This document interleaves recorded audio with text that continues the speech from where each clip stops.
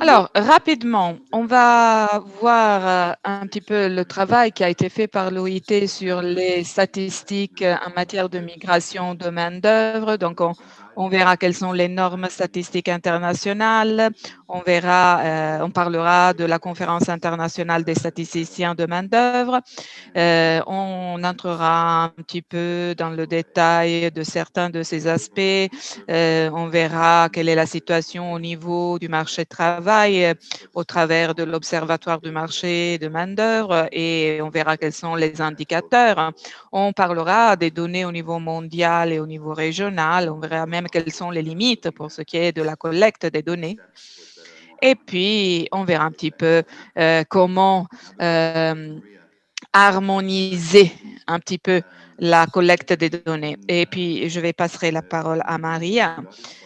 Je demande aux participants de réfléchir un petit peu sur des questions que je vais vous poser. Alors, je commence en vous demandant de réfléchir sur les types de données ou de statistiques en matière de migration de main-d'œuvre que vous utilisez ou vous nécessitez plus dans votre position. Donc, pendant la présentation, vraiment réfléchissez sur cette question et je vais ensuite demander au modérateur de regarder un petit peu s'il y a des tendances ou quand même des réponses, des problèmes pour ce qui est de cet aspect. Ensuite, on va se concentrer un petit peu plus sur le type de données que l'on voudrait voir disponibles pour pouvoir améliorer la fonction ou l'efficacité de l'institution. OK? En tout cas, gardez à l'esprit cette question et réfléchissez sur ce point.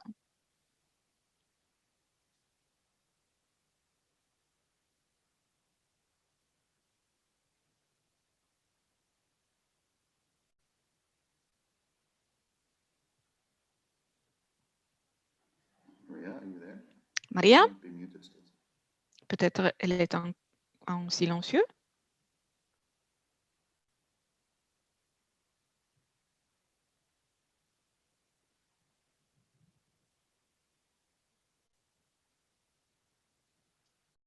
Okay, so in Maria, you Geneva, have to okay. Okay, I've been unmuted now, right? Ah, bon, maintenant j'ai enlevé le silencieux. OK, d'accord.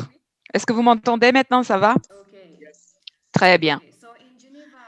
À Genève, et nous avons un département de statistiques. C'est une unité qui s'occupe de la coordination de statistiques et c'est une unité qui aborde plusieurs sujets pour ce qui est de la migration de main-d'œuvre. L'objectif de l'unité est de soutenir les pays au travers des statisticiens régionaux, donner des conseils sur les méthodologies pour pouvoir remplir les statistiques, fournir des conseils sur les questions à inclure, par exemple dans les questionnaires. Et je voudrais dire que un grand travail a été fait pour ce qui est des données, des flux de données, mais il y a beaucoup de défis en ce sens parce que souvent, il y a des complexités d'accès, mais je vais entrer dans le détail après. Souvent, on a des difficultés pour ce qui est des sources d'informations, de données et avec les données administratives. Prochain transparent.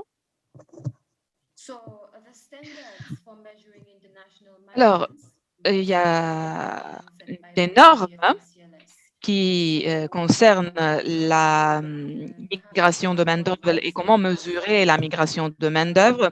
Alors, nous avons des normes qui ont été définies lors de la 20e conférence internationale des statisticiens en 2018.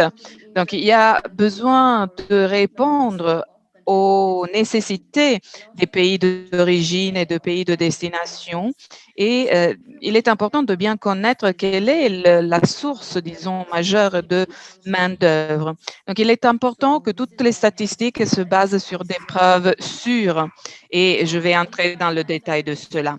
Les lignes directrices que nous avons à notre disposition permettent vraiment de donner une orientation aux pays pour leur permettre de développer des données sur les caractéristiques des données à collecter.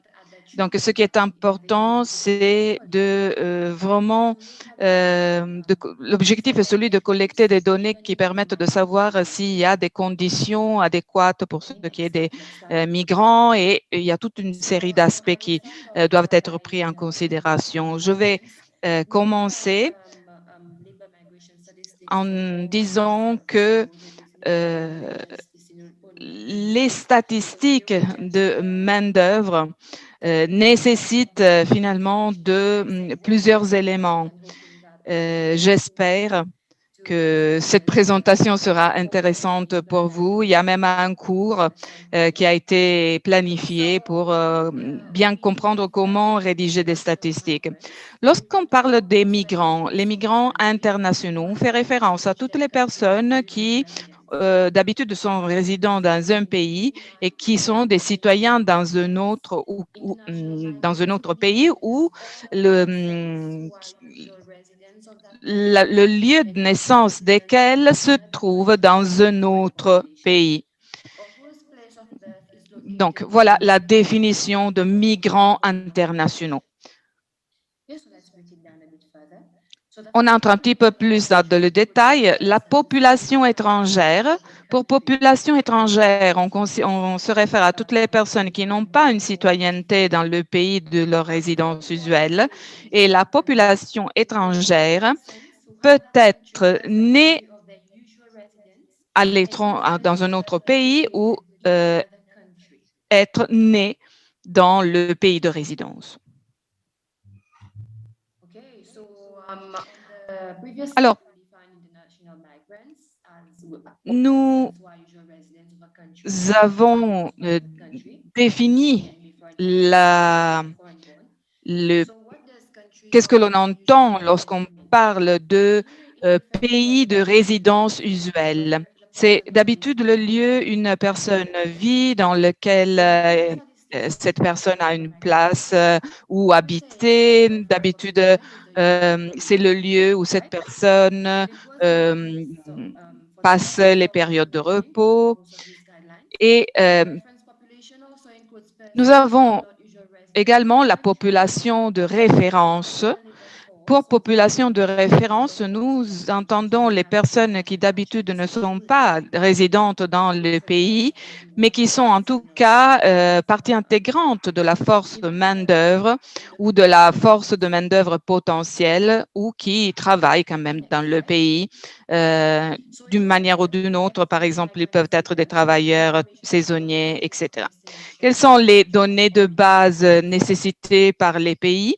Alors, cela dépend si on parle du pays d'origine, du pays de destination. Il y a deux critères pour pouvoir définir le migrant international. Donc, pour définir le caractère du migrant, quels sont les deux critères? Le lieu de naissance ou la citoyenneté? Et cela dépend évidemment des données, des agrégés que nous avons à notre disposition. Donc, il y a certains pays où on n'a pas des données complètes. Si nous pouvons choisir, disons, un des deux critères, le critère le meilleur serait le lieu de naissance.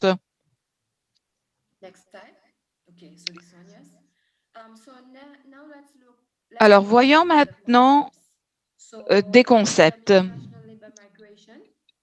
Pour définir la migration internationale de main-d'œuvre, d'habitude, nous utilisons la définition fournie par les lignes directrices. D'habitude, on fait la distinction entre travailleurs migrants internationaux, migrants internationaux pour le travail et migrants internationaux de retour. ce sont les trois catégories que l'on définit. Ici, vous voyez les critères de mesure, une synthèse des critères et de mesures que nous utilisons pour collecter les données. Par exemple, un des critères est le déplacement d'un pays à un autre en passant par une frontière, un changement pour ce qui est de la résidence usuelle et la durée minimum de séjour, plus de 3 mois ou plus de 12 mois. Qui sont les travailleurs migrants internationaux? Alors, les travailleurs migrants internationaux sont toutes les personnes en âge de travail qui se trouvent dans le pays qui est mesuré. Et l'objectif de l'identification de ces travailleurs est de pouvoir mesurer les tendances de main-d'œuvre sur la base de certains critères. Donc, ce qui est important est de pouvoir mesurer qui sont les résidents usuels de la force de main-d'œuvre et qui ne sont pas des résidents et qui travaillent dans le pays, qui travaillent ou qui cherchent un emploi dans le pays. Donc, l'objectif statistique est de pouvoir définir les travailleurs migrants internationaux, à savoir, comme je vous ai dit, toutes les personnes en âge de travail qui se trouvent dans un pays, dans le pays qui est assujetti à la mesure, pour pouvoir comprendre qui sont les résidents usuels et qui ne sont pas les résidents usuels. Donc, nous faisons référence d'habitude à une période de temps bien spécifique pour comprendre quelle est la tendance. Donc, on essaie de comprendre si la personne réside dans le travail ou si la personne est là juste pour de travailler ou pour essayer de trouver un emploi. Prochain transparent. Maria, juste une question. Il y a des participants qui nous disent que vous êtes un petit peu trop rapide à suivre. Donc, si tu peux ralentir un tout petit peu. Oui, je sais, je m'excuse. J'essaie de ralentir. Hein. OK. Ici, nous avons le cadre de mesure pour les travailleurs migrants internationaux. Il y a ce tableau. Alors, ici, nous avons le pays et la population. Nous considérons la population résidente dans le pays de mesure. La main-d'œuvre du pays, donc ceux qui sont considérés comme main-d'œuvre sont les employés. Et il y a également ceux qui sont dans la population résidente, employés et non employés. Donc, d'habitude, on prend en considération ceux qui sont présents dans le pays de mesure et également ceux qui travaillent ou qui cherchent un emploi dans le pays. Et c'est la partie en jaune que vous voyez.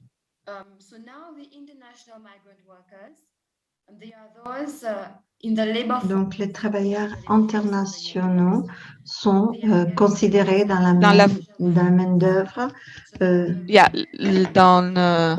Donc, ils sont dans la partie bleue. Cadre jaune. Il y a et bleu, les migrants internationaux mais et ceux les qui résidents ne sont pas non usuels. normalement résidents dans le rouge, pays sont dans le jaune et dans le noir.